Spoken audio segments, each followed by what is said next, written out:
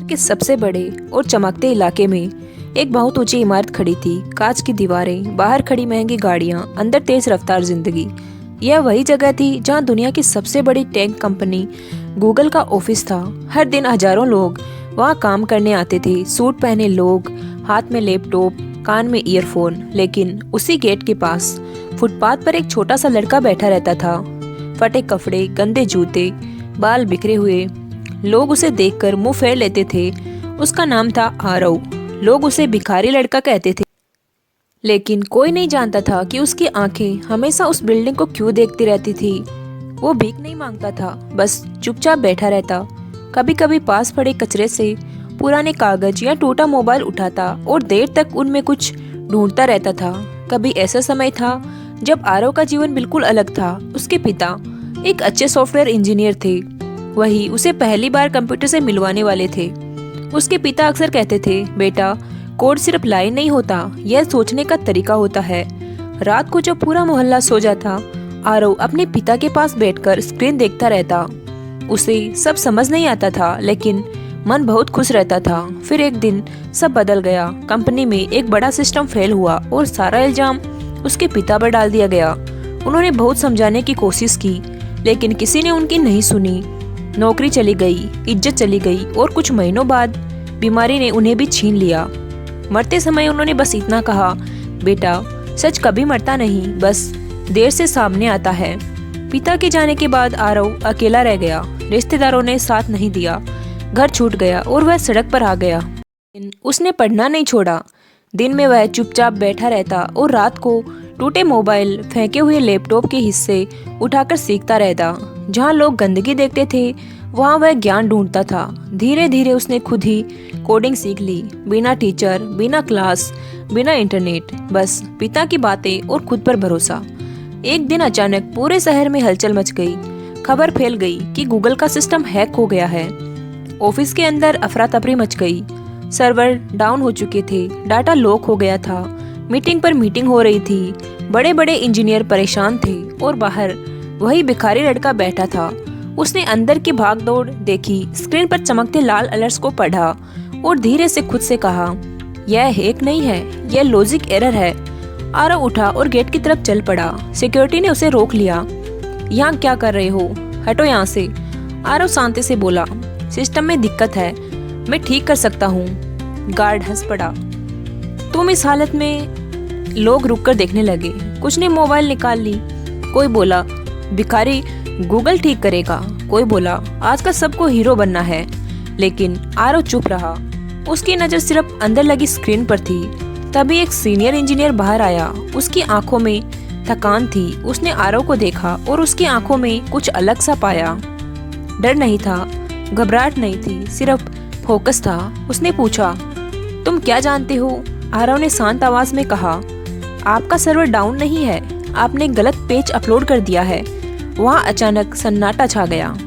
सब लोग एक दूसरे का चेहरा देखने लगे। सीनियर इंजीनियर कुछ सेकंड चुप रहा, फिर बोला, इसे अंदर लाओ। और वहीं से शुरू हुई वह कहानी जो पूरी दुनिया को बदलने वाली थी। सीनियर इंजीनियर का वो एक वाक्य जैसे पूरे माहौल को बदल गया, इसे अंदर लाओ। सिक्योरिटी गार्ड थोड़े हैरान थे, लेकिन ऑर्डर मिल चुका था। आरव धीरे धीरे अंदर चला गया। वह जगह जहाँ आम आदमी का आना सपना होता है, वहाँ आज एक भिखारी लड़का खड़ा था। अंदर घुसते ही उसे चारों तरफ बड़ी बड़ी स्क्रीनें दिखी। हर स्क्रीन पर रेड अलर्ट चमक रहा था। लोग भाग दौड़ कर रहे थे। कोई फोन पर था, कोई लैपटॉप पर तेजी से टाइप कर रहा था। आरव थोड़ी देर सब कुछ चुपचाप देखता रहा। उसे कोई जल्दी नहीं थी, जैसे वह इस माहौल को पहले से जानता हो। उसकी तरफ देखकर हंस रहे थे। कोई बोला, इसे कुर्सी दे दो, कहीं गिर ना जाए। कोई बोला, यूट्यूब से सीख कर आया होगा। आरव ने कुछ नहीं कहा। सीनियर इंजीनियर ने उससे पूछा, बताओ, तुम्हें क्या लग रहा है? आरव ने एक स्क्रीन की तरफ इशारा किया और कहा, आपने जो नया अपडेट डाला है वह पुराने सिक्योरिटी लेयर से टकरा रहा है। डाटा चोरी नहीं हुआ है, बस लॉक हो गया है। कमरे में अचानक सन्नाटा छा गया। एक इंजीनियर बोला, यह कैसे हो सकता है? हमने सब चेक किया है। आरव ने शांति से जवाब दिया, आपने कोड देखा है, लेकिन उसका फ्लो नहीं समझा। सब लोग एक दूसरे की तरफ देखने लगे।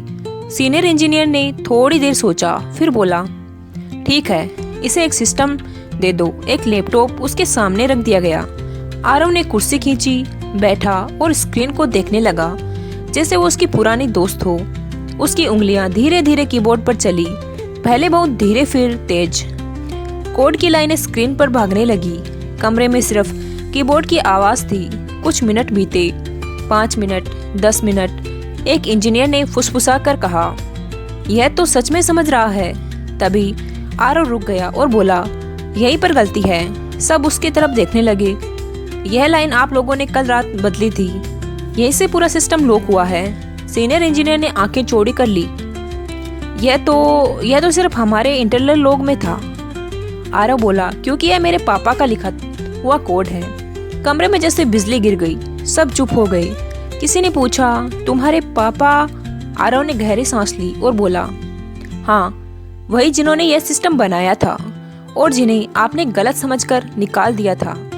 अब कमरे में कोई आवाज नहीं थी। आरव ने फिर टाइप करना शुरू किया। उसकी उंगलियां कांप नहीं रही थी। उसके चेहरे पर गुस्सा नहीं था, सिर्फ सुकून था। कुछ सेकंड बाद स्क्रीन पर मैसेज आया। रिस्टोर किया गया। एक के बाद एक मॉनिटर ग्रीन होने लगे। डाटा वापस आ गया। सर्वर नॉर्मल हो गया। पूरा कमरा सन रह गया। कोई कुछ बोल नहीं पा रहा था। फिर अचानक एक सीनियर मैनेजर बोला, यह कैसे किया तुमने? आरव ने शांति से कहा, जैसे पापा सिखाते थे। उसके बाद उसने लैपटॉप बंद किया और खड़ा हो गया। सब लोग उसे ऐसे देख रहे थे जैसे कोई चमत्कार हो गया हो। सीनियर इंजीनियर ने धीरे से कहा, तुम्हें पता है तुमने आज क्या किया है? आरव ने सिर हिलाया। हाँ, मैंने अपने पापा का नाम साफ किया है। कमरे में सन्नाटा था। कुछ लोगों की आंखें नम थी। तभी एक बड़ा अधिकारी आगे आया और बोला, हमने बहुत बड़ी गलती की थी और आज हमें उसका एहसास हुआ। उसने आरव की तरफ हाथ बढ़ाया और कहा, तुम यहाँ काम करना चाहोगे? आरव कुछ पल चुप रहा, फिर बोला, पहले मेरे पापा का नाम सही कीजिए। कमरे में कोई विरोध नहीं हुआ। सबको समझ आ गया था कि यह सिर्फ एक लड़के की जीत नहीं थी, यह सच की जीत थी। और यहीं से शुरू हुआ एक नए सफर का दिन। आरव का वह वाक्य, पहले मेरे पापा का नाम सही कीजिए, पूरे कमरे में गूंज गया। सब लोग एक दूसरे का चेहरा देखने लगे। जिन लोगों ने कभी उसके पिता पर उंगली उठाई थी, आज वही सिर झुकाए खड़े थे। सीनियर मैनेजर ने बिना कुछ बोले तुरंत अपने लैपटॉप पर फाइल खोली और पुराने रिकॉर्ड चेक करने लगा। कुछ मिनटों की खामोशी के बाद उसने गहरी सांस ली और बोला, हमसे बहुत बड़ी गलती हुई थी। यह सिस्टम फेल नहीं हुआ था, बल्कि किसी ने जानबूझकर डाटा बदलकर तुम्हारे पिता को फंसाया था। कमरे में मौजूद हर इंसान सन रह गया। आरव की आंखें नम हो गई, लेकिन उसने खुद को संभाला। इतने सालों बाद आज उसके पिता को इंसाफ मिल रहा था। उसी पल ऑफिस के बड़े स्क्रीन पर एक ऑफिशियल नोट अपलोड किया गया। We sincerely apologises to our formal engineer, he was innocent. जैसे ही यह लाइन स्क्रीन पर आई, आरव की आंखों से आंसू बह निकले। वो पल उसके लिए किसी जीत से कम नहीं था। तभी सीईओ खुद आगे आया और बोला, आरव, आज तुमने सिर्फ एक सिस्टम नहीं सुधारा, बल्कि हमारी सबसे बड़ी गलती भी ठीक की है। उसने ऑफर लेटर आगे बढ़ाया, दुनिया की सबसे बड़ी टेक कंपनी की तरफ से। लेकिन आरव ने वह लेटर तुरंत नहीं लिया। उसने कहा, मुझे नौकरी नहीं चाहिए, मुझे बस यह चाहिए कि मेरे पापा का नाम हमेशा सम्मान से लिया जाए और किसी और के साथ ऐसा ना हो। पूरे कमरे में तालियां गूंज उठी। कुछ लोगों की आंखें नम थी, कुछ सिर झुकाए खड़े थे। इसके बाद कंपनी ने एक बड़ा फैसला लिया। उस दिन से हर टेक्निकल फेलियर की जांच ईमानदारी से होगी और किसी भी कर्मचारी को बिना सबूत के दोषी नहीं ठहराया जाएगा। आरव को जबरदस्ती ऑफर नहीं किया गया, बल्कि सम्मान के साथ पूछा गया कि वह क्या करना चाहता है। आरव ने थोड़ी देर सोचा और बोला, मैं पढ़ना चाहता हूँ, सीखना चाहता हूँ, ताकि आगे किसी और को सड़क पर ना बैठना पड़े। कंपनी ने उसके लिए पढ़ाई, रहने और हर जरूरत की जिम्मेदारी ली।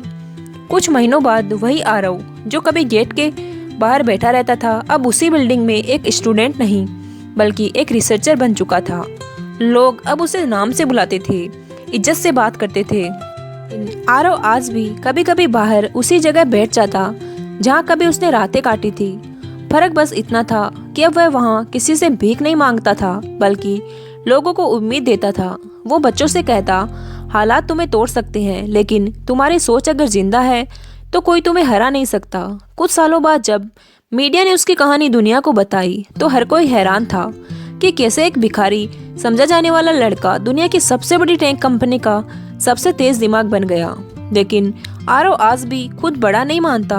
वो बस इतना कहता था, अगर मेरा बाप गलत नहीं था तो मैं भी कभी गलत नहीं था। और यहीं पर उसकी कहानी खत्म नहीं होती, बल्कि यहीं से शुरू होती है उन हजारों बच्चों की कहानी जिन्हें अब